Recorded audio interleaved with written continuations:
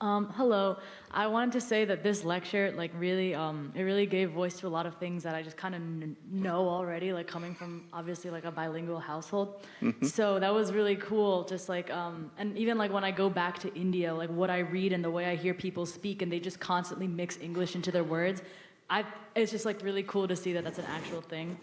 But my question is, with the greater acceptance of like there being multiple ways to speak English, what would you say is the best way to preserve, in America, which is largely homogenized the way we speak the language, what do you think is the best way to preserve lesser known dialects of English? Like, for example, like the Appalachian, like Cherokee dialect of English or something like that. What do you think is the best way to preserve that and maintain and like educate people about the language diversity that we actually have in this country?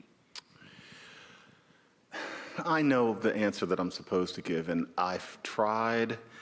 I'm not seeing it. I'm going to give you the honest answer, which is that with the non-standard dialects that are disappearing, our job is to use the technology that we have to record as deeply as possible what it was like, because once it's on its way out, it is very hard to get it to the point that it's being spoken to children, toddlers again. And that's the thing. You can sit some people in a classroom and say this and say that, but especially with a dialect, you have to speak it. And when you have a small child, you're tired.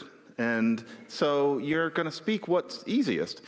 And so I'm not sure that these things work unless it's organically surviving. And so, for example, the data is out on whether Gullah Creole is on its way out. Some people say it's doing just fine. Some people say it's leaving.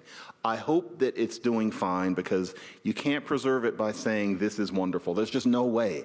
And I feel bad about that, because there's so many great languages disappearing. And honestly, the sad thing is this. People started thinking about language death, and by extension, dialect death. It's about 1979 that linguists got word, and then there were all these efforts.